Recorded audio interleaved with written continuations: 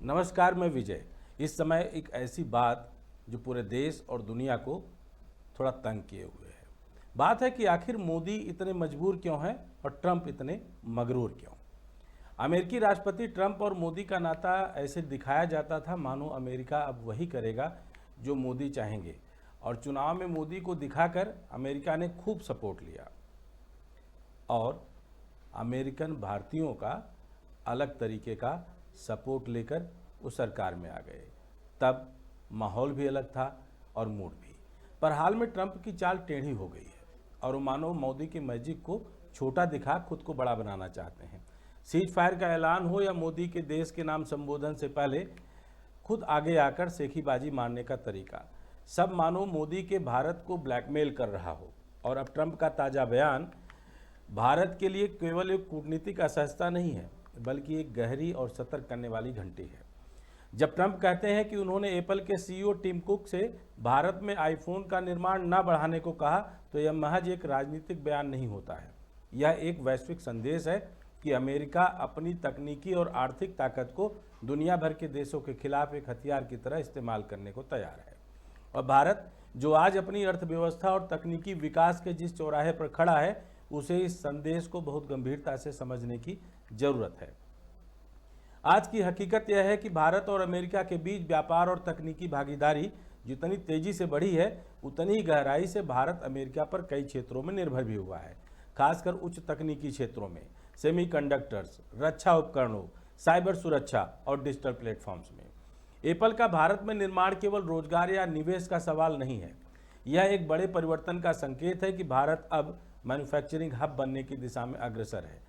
लेकिन जब ट्रंप जैसे नेता कहते हैं कि हमें भारत के निर्माण नहीं चाहिए, तो यह भारत के उस भविष्य को झटका देने की कोशिश है जो वैश्विक आपूर्ति श्रृंखला में खुद को केंद्र में लाने की ओर बढ़ रहा है। अगर अमेरिका यह तय कर ले कि वह भारत में व्यापार या निवेश को सीमित करेगा, तो भारत पर उसका प्रभाव वास्तविक और गंभीर हो सकता है। तकनीकी क्षेत्रों में अमेरिका की कंपनियों की पकड़ ज़्यादा मजबूत है। Google, Microsoft, Amazon, Apple, Intel जैसी कंपनियां भारत के डिजिटल इकोसिस्टम की रीढ़ बन चुकी हैं। अगर इनमें से किसी ने अपने ऑपरेशन सीमित करने शुरू कर दिए, तो यकीन मानिए भारत की डिजिटल अर्थव्यवस्था पर इसका गहरा असर पड़ सकता है। फिनटेक से लेकर ई कॉमर्स और क्लाउड कंप्यूटिंग तक भारत की वर्तमान प्रगति का बड़ा हिस्सा अमेरिकी तकनीकी इंफ्रास्ट्रक्चर पर आधारित है। इसके अलावा भारत का निर्यात विशेष रूप से आईटी सेवाओं, दवाइयों और इंजीनियरिंग उत्पादों का अमेरिका पर सबसे ज़्यादा निर्भर करता है। अमेरिका अगर टैरिफ बढ़ाता है या एक्सेस को सीमित करता है, तो इन क्षेत्रों में लाखों नौकरियों और अरबों डॉलर का राजस्व खतरे में पड़ सकता है। रक्षा क्षेत्र में भी अमेरिकी भारत का एक प्रमुख भागीदार बन चुका है। ऐसे में किसी प्रकार का टकराव केवल आर्थिक बल्कि रणनीतिक संतुलन को भी बिगाड़ सकता है, खासकर ऐसे माहौल में जब अमेरिका इस समय चाइना के करीब और पाकिस्तान का हिमायती बना पड़ा है। इसका यह मतलब बिल्कुल नहीं है कि भारत को अमेरिका के दबाव में झुक जाना चाहिए, लेकिन यह जरूरी है कि भारत अपने विकल्पों पर काम करे। भारत को यह समझना होगा कि आत्मनिर्भरता केवल नारा नहीं, बल्कि राष्ट्रीय सुरक्षा और आर्थिक स्थिरता का एक अपरिहार्य मार्ग होता है। भारत को अमेरिका के साथ संबंधों को ना तो तोड़ना है और ना ही उसकी हर शर्त माननी है, बल्कि वह संतुलन बनाना है जिसमें भारत अपने हितों की रक्षा करते हुए वैश्विक साझेदारी को मजबूत बना पाए। ट्रंप की टिप्पणी को केवल चुनावी बयान मानकर नजरअंदाज करना एक बड़ी भूल होगी, वो भी रणनीतिक भूल होगी। यह एक संकेत है कि भारत को जल्द से जल्द अपने तकनीकी और व्यापारिक ढांचे को इतना मजबूत बनाना होगा कि वह किसी एक देश की नीति परिवर्तन से हिल ना सके। ट्रंप पहले भारत पाक संघर्ष के संदर्भ में भारत की कूटनीति को कमतर आंकने की कोशिश कर चुके हैं और दुनिया को दिखा भी चुके हैं, और अब व्यापार के माध्यम से भारत की तकनीकी ताकत पर चोट करने की कोशिश कर रहे हैं। यह स्पष्ट करता है कि अमेरिका चाहे कोई भी प्रशासन हो, उसकी प्राथमिकता सबसे पहले अमेरिकी हित को साधने की होती है। भारत को चाहिए कि वह अमेरिका के साथ अपने संबंधों को बड़ी बुद्धिमानी से, स्पष्टता और आत्मसम्मान के साथ आगे बढ़ाए। उसे वैश्विक तकनीकी शक्ति बनने के लिए अमेरिका की ज़रूरत है, लेकिन अमेरिका को भी यह समझना होगा कि अब भारत कोई सैटेलाइट इकोनॉमी नहीं है। यह एक उभरती हुई महाशक्ति है जिसे दबाकर नहीं, बराबरी से बात करके ही लंबे समय तक जोड़ा जा सकता है।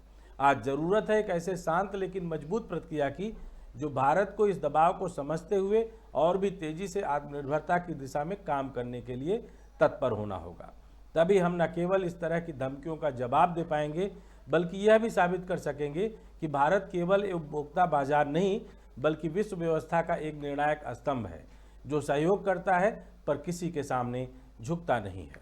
इस समय मोदी जी को अपनी मित्रता और विदेश नीति से इतर हट करके भारत के अपने स्वाभिमान के साथ उसी अंदाज में काम करना होगा जब वो मेक इन इंडिया की बात करते थे, जब वो डिजिटल इंडिया की बात करते थे, जब वो वोकल फॉर लोकल की बात करते थे, जब वो स्वदेशी इंडिया की बात करते थे। लेकिन यह सब बोल देने से, हम नारा लगाने से पूरा नहीं हो पाएंगे, क्योंकि हमारा छोटे से लेकर बड़ा काम अमेरिका की इन कंपनियों पर निर्भर करता है। और तभी अमेरिका अपनी सेखीबाजी और हमारा टेटुआ दबाने के लिए इतना ज़्यादा आतुर है। ट्रंप की यह अपनी चाल, अगर वो भारत को कमतर आंकते हुए नए रणनीतिक संबंधों, चाइना और पाकिस्तान के साथ अलग तरीके के मजबूती वाले गठजोड़ को आगे बढ़ाना चाहते हैं, तो भारत को यह समझने की ज़रूरत होगी कि अब अमेरिका के लिए चाइना एक नया बाजार बनने का ट्रंप रास्ता तलाश रहे हैं। और शायद हो भी सकता है कि ऐसा हो, क्योंकि भारत के बराबर बड़े बाजार की अगर कहीं बराबरी करने में कोई सक्षम है तो वो चाइना ही है।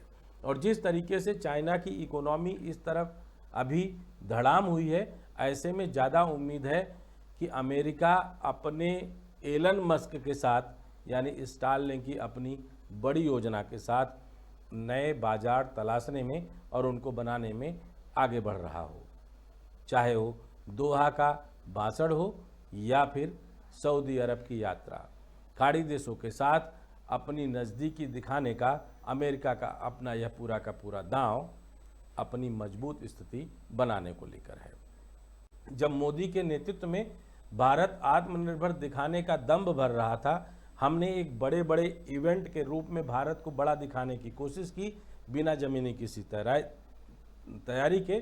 तो शायद ट्रंप को यह मालूम था कि यह हवाई हमारा बाहरी वाला पूरा का पूरा परिपेक्ष उनकी एक गीदड़ भपकी से कैसे ढहेगा, और उसी का फ़ायदा शायद ट्रंप अब निकाल रहे हैं अपनी हेकड़ी दिखा करके।